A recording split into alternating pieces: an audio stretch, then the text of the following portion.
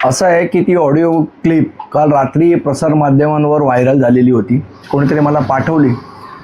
ती शेअर करण्याचं कारण असं की मानसिकता काय आहे, म्हणजे एखाद्या शिपायाने बलात्कार केला किंवा तो जो कोण होता त्यांनी, तर ते माफ करण्याजोगं नाही आहे, त्याला फाशी झाली पाहिजे, त्याला शिक्षा झाली पाहिजे. पण एखाद्या मोठ्या माणसाने केला, श्रीमंत माणसाने केला, तर त्या श्रीमंत माणसाला त्याचं प्रकरण दाबता येतं.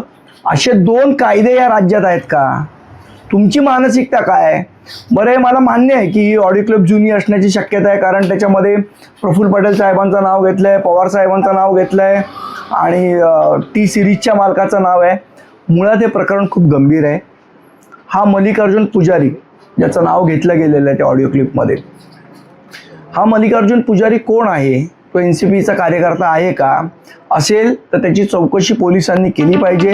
हे संपूर्ण प्रकरण काय आहे हे जगासमोर आलं पाहिजे, याची चौकशी व्हावी.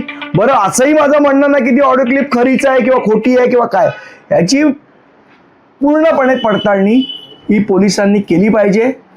या क्लिपमध्ये जे कोण पात्र आहेत, दिसत आहेत, हे कोण पात्र आहेत याची तर सत्यता पडताळू शकता ना. मला माहिती आहे की याच्यात हेच म्हणणार ही नाही, ही फॅब्रिकेटेड आहे किंवा काय, पण पोलिस मल्लिकार्जुन कोण, तो जो पुजारी आहे, त्याची चौकशी करू शकतात. काय नेमकं प्रकरण होतं, कोण ती मुलगी होती, तिच्यावर काय अत्याचार झाले होते, कोणी केले होते, ते प्रकरण दाबण्याचा प्रयत्न कोणी केला होता, या सगळ्याचा शोध पोलिसांनी घेतला पाहिजे. 2 वर्षापूर्वीचं प्रकरण आहे म्हणून ते दाबता येणार नाही. अन्याय हा अन्याय आहे, तो आधी झाला काय किंवा नंतर झाला काय. आणि तुम्ही शपथ घेतल्यात ना की अत्याचाराच्या विरोधात लढा देणार म्हणून. आत्ता परवा पवार साहेबांनी स्वतः शपथ घेतली आणि सगळ्यांना शपथ दिली. मग त्या शपथेचं काय? जर तुम्हाला दिसतं एखाद्या ऑडिओ क्लिपमध्ये की अत्याचार झालेला आहे तर त्याची चौकशी करा. मी तर म्हणतो खरं तर सुप्रिया सुळे मॅडमनी ही मागणी केली पाहिजे की याची चौकशी करा म्हणून. त्या करणार आहेत का, हा महत्त्वाचा प्रश्न आहे. कालच आपण बघितलं तर परवा महाविकास आघाडीचे सगळे नेते हे रस्त्यावर उतरले होते. त्या सगळ्या नेत्यांना माझा प्रश्न आहे की या ऑडिओ क्लिपची चौकशी होणार आहे का, त्याची मागणी महाविकास आघाडी करणार आहे का? जर तुम्हाला खरोखर राजकारण नव्हतं आणि अत्याचाराच्या विरोधात आवाज उठवा तर याही प्रकरणाची चौकशी तेवढ्याच गंभीरतेने झाली पाहिजे. याच्यासाठी मला असं वाटतं राज्य सरकारने SIT पण नेमली पाहिजे आणि याची चौकशी झाली पाहिजे. मनसे कशा पद्धतीने हे प्रकरण आता लावून धरणार आहे? आपण बघितलं तर बदलापूरचं प्रकरण महाविकास आघाडीने लावून धरलं, आता मनसे हे प्रकरण कशा पद्धतीने? आता क्लिप जी आम्ही जाहीर केली ती तर सगळ्यांसमोर आहे. सुमोटो काय कारवाई करतात ते बघूया, नंतर याच्या संदर्भातला योग्य तो निर्णय महाराष्ट्र नवनिर्माण सेना घेईल.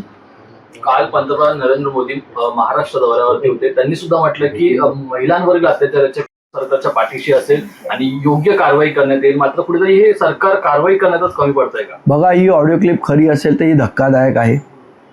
अशी किती प्रकरणं दाबल्या गेली आहेत.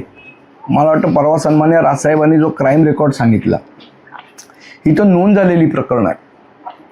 तेव्हाच ते म्हणाले की ही रजिस्टर FIR झालेली प्रकरण आहेत. अशी किती प्रकरण आहेत ज्यांचे FIR रजिस्टर झाले नाही. ज्यांचे FIR रजिस्टर झाले नाहीत त्या प्रकरणातलं हे प्रकरण आहे का, याची चौकशी झाली पाहिजे. मला असं वाटतं यात सगळ्याची गांभीर्याने दखल घेऊन सन्माननीय उपमुख्यमंत्री आणि गृहमंत्री देवेंद्र फडणवीस याची चौकशी करतील का, हा आमचा प्रश्न आहे. सर, आपण जर बघितलं तर आज मुख्यमंत्री स्वतः मुंबई गोवाच्या मार्गावर पाहणी करायला, आज आपण याच प्रकरणावर